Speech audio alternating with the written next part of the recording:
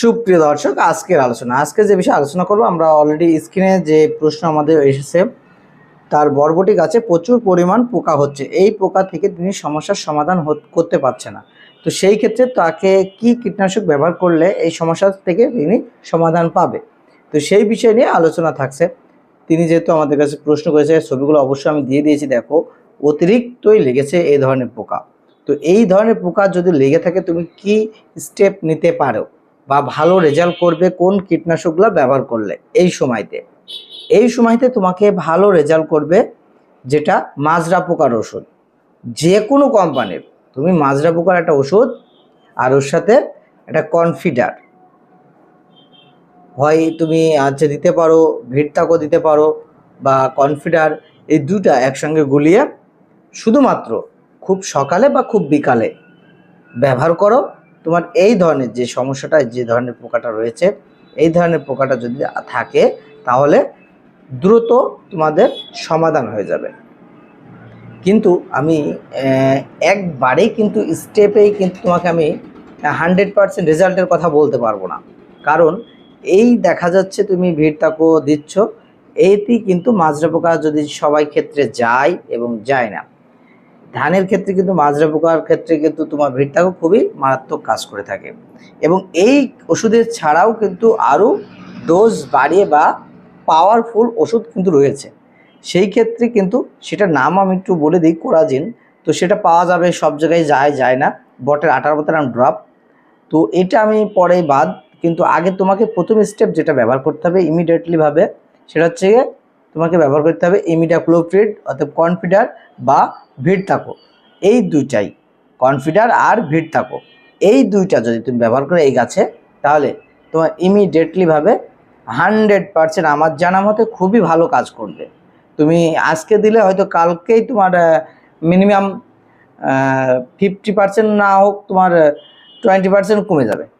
তো তুমি যদি পারো, আজকে না পারলে কালকে অবশ্যই তুমি কনফিডার আর ভিটতাকো দুইটাই একসঙ্গে পানিতে বা জলে মিক্সড করে সুন্দর করে ব্যবহার করবে। আর একটা জিনিস, যদি কনফিডারটা দাও, এই কনফিডারটার একটা লেভেল আছে, এটা কিন্তু অতিরিক্ত দেওয়া যাবে না বরবটির ক্ষেত্রে। এই বরবটির ক্ষেত্রে তোমাকে ব্যবহার করতে হবে কি ওষুধ? কনফিডারটা ব্যবহার করতে 1/2 মিলি করে। এবার দেখো, আমি তোমাদের স্টেপ 2টা কিন্তু নির্দিষ্ট ওষুধের কথা বলে দিয়েছি। আরেকটা ওষুধ রয়েছে যেটা আজকে তোমার যে ধরনের আক্রমণ হয়েছে, এই ধরনের আক্রমণ থেকে একেবারে ফিনিশ করার জন্য সে একটা ওষুধ রয়েছে। এইটা তুমি যখনই যে কীটনাশকই ব্যবহার করো, সেই কীটনাশকের সাথে তুমি এইটা ব্যবহার করতে পারবে। সেটা কোনটা আমি কিন্তু নাম বলিনি, সেটার নাম হচ্ছে মনোসিট অর্থাৎ মনোকাটোফস। এই মনোসিট তুমি নিয়মিতভাবে ব্যবহার করবা। তোমার গাছে যে ধরনের সমস্যা দেখা যাচ্ছে, আমি 100% বললাম, এই ধরনের সমস্যা তোমার সমস্যার সমাধান হয়ে যাবে। কিন্তু তোমার এখন যে পর্যায়ে রয়েছে, আমি তোমার ছবিগুলো দেখে যা বুঝলাম, এই পর্যায়ে প্রথম স্টেপ অতএব প্রথম যে স্প্রেটা হবে ভিটতাকো আর কনফিডার। কি হবে? ভিটতাকো আর কনফিডার, এইটা কিন্তু তোমার ব্যবহার করতে হবে প্রথম স্প্রে ভিটতাকো আর কনফিডারটা একসঙ্গে মিক্স করে জমিতে, অর্থাৎ গাছে যে গাছগুলো এই ধরনের পোকা লেগেছে সেই গাছগুলো থেকে স্প্রে করে ভিজিয়ে দিতে হবে। এটা দেওয়ার 2 দিন পরের থেকে তুমি মনোকাটোফস অর্থাৎ মনোসিট নাম করা একটা ওষুধ, এই ওষুধটা তুমি পার ডে 5 দিন 4 দিন 7 দিন পর পর ব্যবহার করবা। তোমার এই ধরনের সমস্যা তো দূরে থাক, আর তোমার এই গাছ আর কোনো ওষুধ লাগবে না, বিষ লাগবে না, ভিটামিন লাগবে না, ছত্রাক লাগবে না। যে কোনো ধরনের সমস্যা থাকলে আর কোনো কীটনাশক লাগে না যদি তুমি এই মনোসিটটা ব্যবহার করো। কিন্তু আগে যে ধরনের তোমার সমস্যাটা দেখা দিয়েছে, এই ধরনের সমস্যা থেকে কিন্তু আগে স্টেপ নিয়ে নিতে হবে কি, সেটা হচ্ছে ভিটতাকো আর কনফিডার। তাহলে ভিটতাকো আর কনফিডার আগে ব্যবহার করে নিয়ে গাছটা কোনো রকম সুস্থ করে নিতে হবে। নেওয়ার পরে তোমাকে 3 দিন পরের থেকে তুমি মনোকাটোফস অথবা যে কোনো গ্রুপের মনোকাটোফস, যা মনোস্টার আছে, মনোসিট আছে, মনোকাটোফস আছে, এই ধরনের কীটনাশকটা তুমি নিয়ে ব্যবহার করো।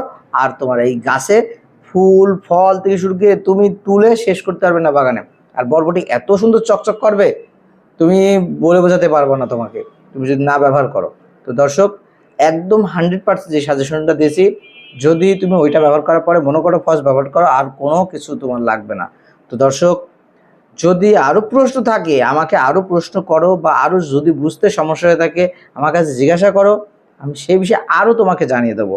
তো দর্শক, তুমি আমার কাছে প্রশ্ন করার জন্য তোমাকে অসংখ্য ধন্যবাদ। আরও যদি সাজেশন প্রয়োজন থেকে থাকে অবশ্যই দয়া করে আরেকটা কথা বলবো, আমার চ্যানেলটাতে সাবস্ক্রাইব করে আসো। যে কোনো বিষয়ে তোমরা আমাদের কাছে সাজেশন যতটুকু আমাদের জ্ঞানে আছে আমরা তোমাদেরকে সহযোগিতা করব। তো দর্শক, সব ভালো থাকবে, সুস্থ থাকবে। যদি কোনো ভুল বলে থাকি অবশ্যই ক্ষমাদৃষ্টিতে দেখবে, এবং যদি কোনো প্রয়োজন মনে হয় আমাদের স্ক্রিনে যে নাম্বার দেওয়া রয়েছে এই নাম্বারে তোমরা যোগাযোগ করতে পারো। তোমাদের সমস্যার ছবি বা ভিডিও আমাদের কাছে পাঠিয়ে দেবে, আমরা সঠিক সাজেশনটা তোমাদেরকে দিয়ে দেবো। তো দর্শক,